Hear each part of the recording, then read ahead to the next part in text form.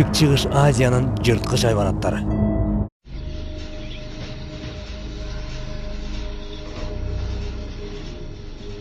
Бул аймак аянты боюнча Европадан 7 эсеге чоңдук кылат. Эки океандын алкагына татып, 14 000 чарчы чакырымды чапчыйт. Көпчүлүк бөлүгүн жылуу суу агымдары ээлейт. Бул жердин жашыл экосистемасы ар кыл жаныбарлардын жашоо шартына укмуштуудай ыңгайлуу шарттарды түзүп берген. Бул Түштүк Чыгыш Азия.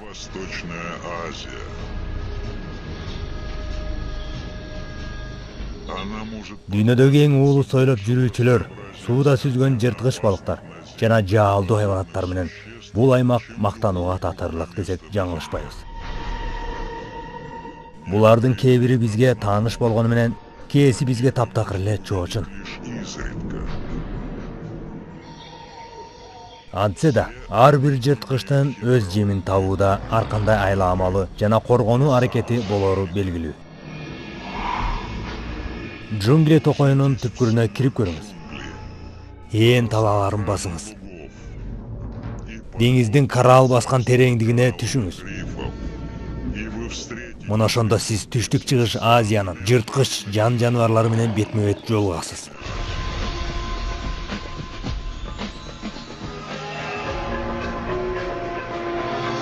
Түштүк Чыгыш Азиянын жырткыч хайванаттары.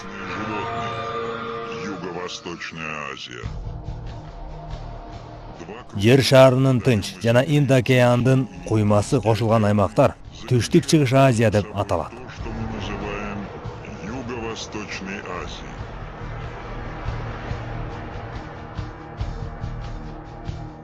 Бул жер Түштүк Чыгыш Азиядан тарта Австралияга созулуп, Индонезия аралдарын өз кучагына алат.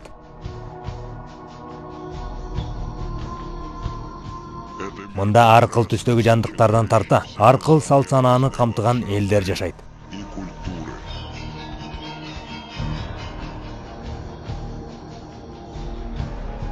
Джунгли токойлор, түзөң талаалар, жанар тоо тизмектери жана сырдуу жаратылышын көргөн адамдын суктануусун жаратат.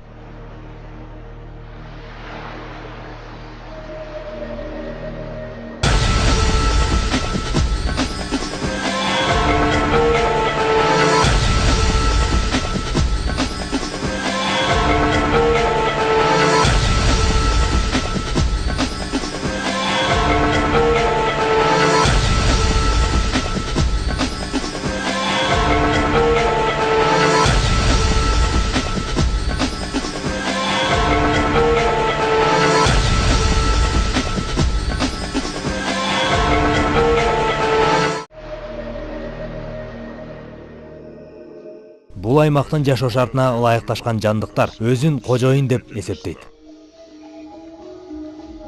Анткени алар кол салууга, олжосун кармоого жана коргонууга ыңгайлашкан жырткычтар.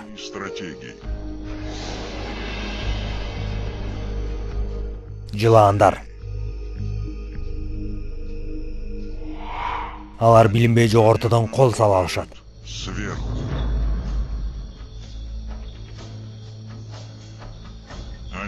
Жана дыйканчылык талааларда, керектес адамдар менен жашаган жайларда кошуна жашап келишет.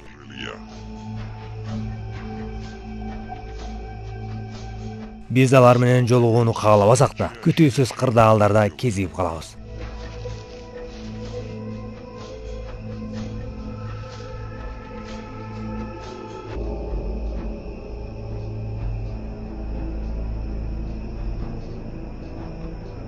Коркунуч туулган кезде түйүлүп секирүүдөн алар уусун чачып коргонууга мажбур болушат.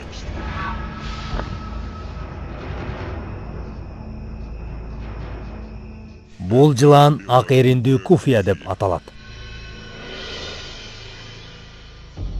Көпчүлүк учурда ал жерде сойлоп жүрөт.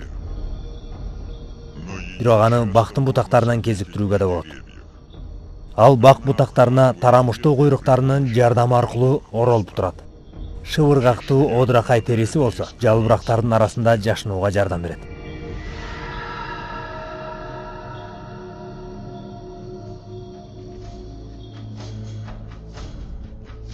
Бул жылаан түштүк-чыгыш Азиянын баардык аймагын мекендейт. Жылаан чаккан кокустуктардын дээрлик жарымы дал ушул ак эринди куфия жылаанына таандык.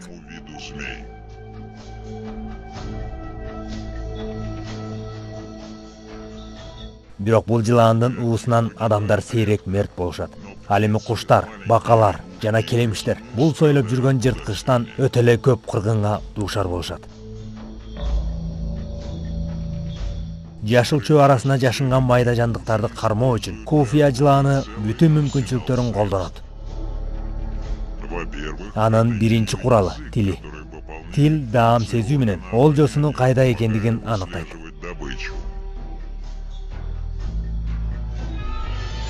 Тилин созуп чыгаруу менен абадагы олжосунун денесине чыккан бырындыларды кабыл алып, анын жегенге жарамдуулугун биле алат.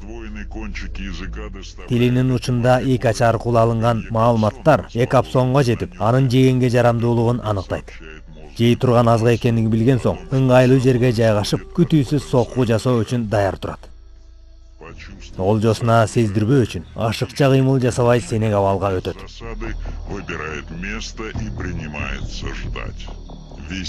Серпилүү үчүн спираль түрүндө туруп, олжосун кыбыр эткен кыймыл аракетине чейин көз салып, кол салуу үчүн ыңгайлуу кезди күтүп турат.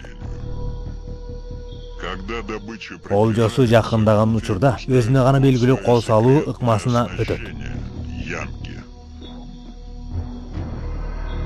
Куфиянын тумшугунда жайгашкан тано көңдөйчөлөр, тактап айтканда мембрана көңдөйчөлөр олжодон келген жылуулук илебин алып, аны көз аркылуу көргөн маалымат менен салыштырат.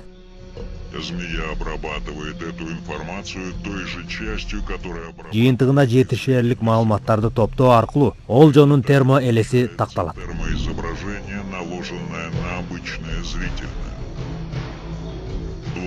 Мунун негизинде куфия болуп көрбөгөндөй тактык менен кол салат.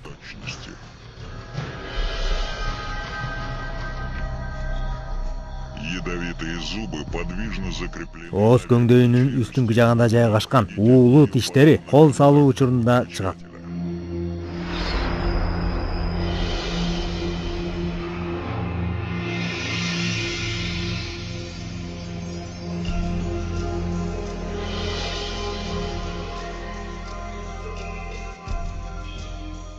Алар чычкандын денесине терең матып, уусун чачканда эмотоксин уусу тарап, бир ирмемде өлүмгө дуушар кылат.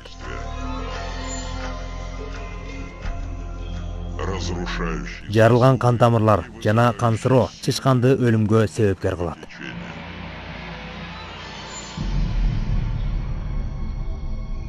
Уу чычкандын бүткөн боюна тарап бүткөн соң, куфия тиштеринин жардамы аркылуу оп тартып, жутканга аракет кыла баштайт.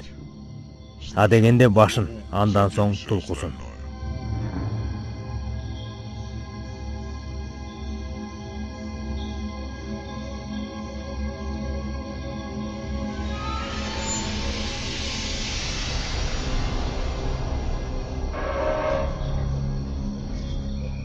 Мүмкүн бул жылаан башка жандыктарга караганда адамды көбүрөөк азык катары колдонушу ыктымал. Бирок эң кооптуу эсептелген жылаандын аты таптакыр бөлөк жылаанга тиешелүү.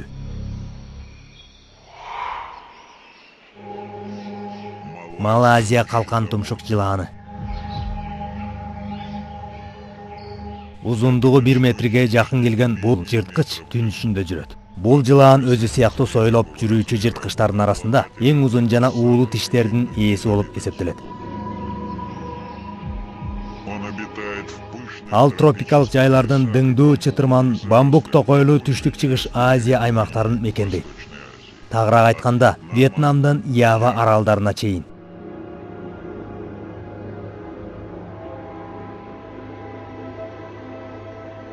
Кээде жайыттарда, каучук плантацияларында жана элдер көп кездешкен күрүч өстүрүү талааларында көп кездешет. Рисовых полях, где полно добычи и людей.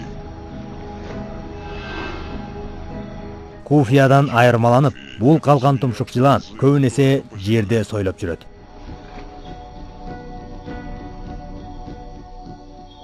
Күндүзгү убакта бул жылан, жалбырактар жана жапан чөптөрдүн астында жашынып, денесин куйругунун учу аркылуу тең салмактап, ар кандай кырдаалга даяр турат.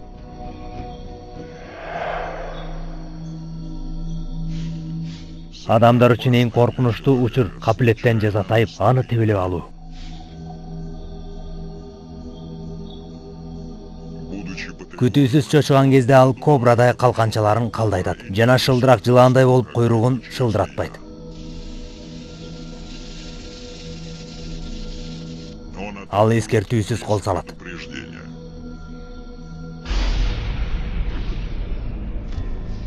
Есть Бул жылаандын күтүүсүз соккуларына даяр болуп жүргөн кесиптин ээлери да бар. малайского Ал каучук жыйноочулар. сборщики каучука. Булар каучук жыйноо үчүн көбүнчө түнкүсүн чыгышат. Тогда же, как Бул кезде жылуулук сезүү термолокаторлор менен азык табуу үчүн калкан тумшук жылаанда аңчылыкка чыгат.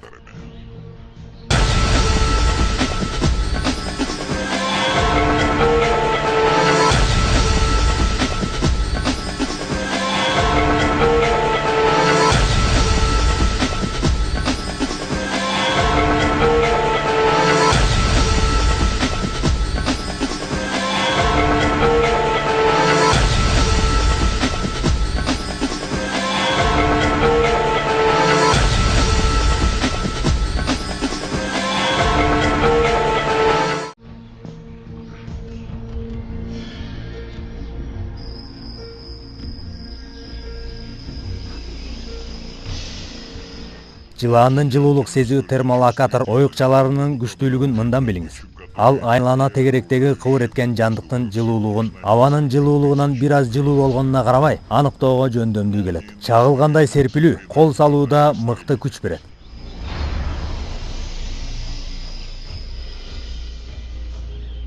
Таноочулар тактыкты. Ал эми уулуу тиштер өлүм алып келүүчү жырткычка айлантат. Бул тиштердин узундугу 2 сантиметрге жетсе, андагы уу дүйнөдөгү эң уулуу токсин болуп эсептелет.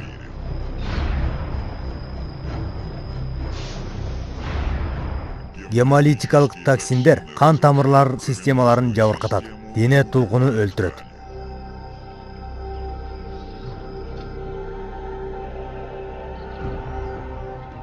уу олжонун денесинин ичин эритип эзип жиберет. позволяет Мындан улам жылаан олжону оңой жутуп, аны бир нече күн аралыгында сиңире алат.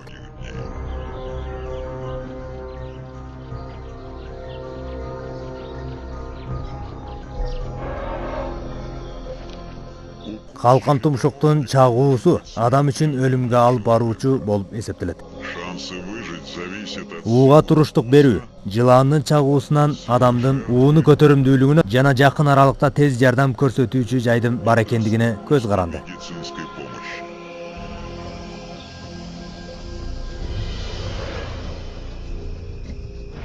Малайский Малайзиянын калкан тумшук жылааны өзүнүн олжосун чоң тиштери менен өлтүрөт.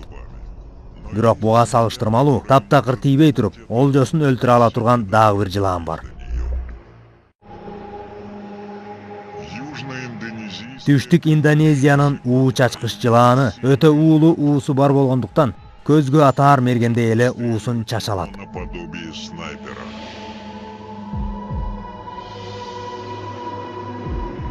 В соответствии Атына жараша бул жылаан Индонезиянын Ява аралынан Алор аралына чейинки аймакты байырлайт. Явы до Алора.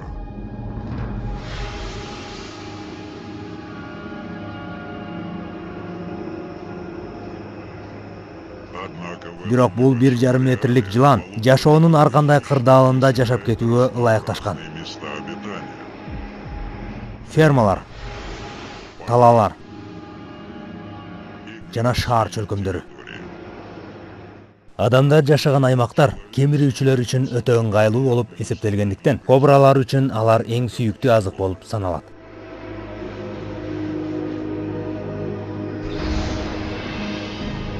подобно другим ядовитым Башка жылаандардай эле уусун олжосуна карай чачуу менен азыгын таап жейт. стателых зубов.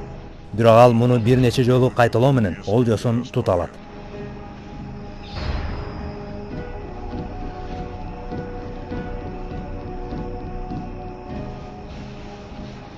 яд нейротоксин. Нейротоксин уусунун таасири нерв системалардын байланышын үзүп, булчуңдарын Сенегабалга алып келет. Грызуна.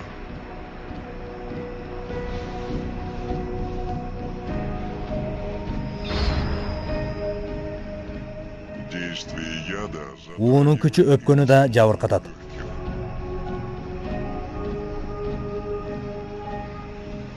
смертность. Өлүм саналуу мүнөттөрдүн аралыгында келет.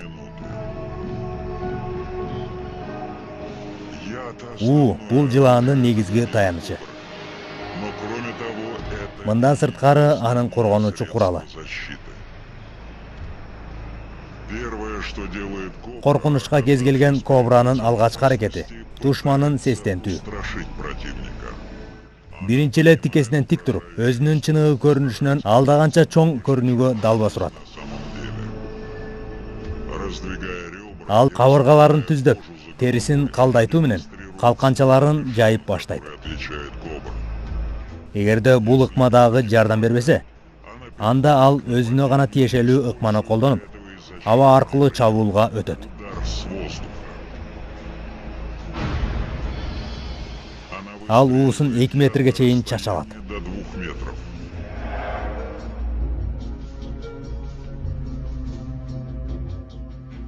Для этого змея Бул үчүн кобра жаак булчуңдарын жыйрып, уу бездерин кысуу аркылуу тиштеринин артындагы түтүкчө менен ууну жылдырып отуруп, суу мылтыктай атуу үчүн оозуна келет. из водяного пистолета.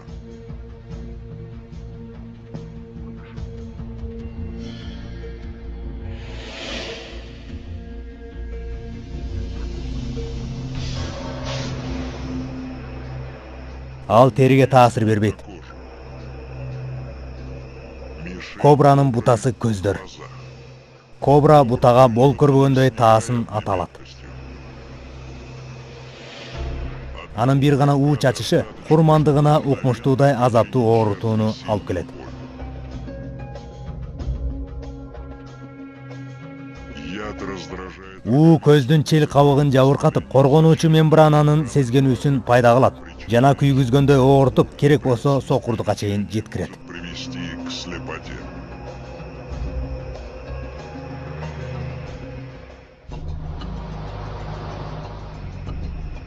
Түштүк чыгыш Азиянын джунгли токойлору жана камыштуу талааларында уулуу жылаандардын бир нече түрү кездешет. Алар узун, уулуу тиштери менен куралданышкан. Стремительно Ылдам ыкчам кыймылга жана өлүм алып келүүчү ууга эгедер. ядами.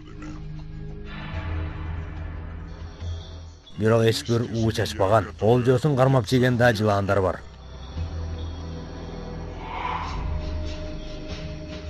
Бул дүйнөдөгү эң узун жылаан болуп эсептелет. Торчолуу питон. Анын узундугу бери дегенде эле 10 метрге чейин жетет. Длину. Салмагы болсо 140 килге, тагыраак айтканда 2 чоң кишинин салмагына барабар.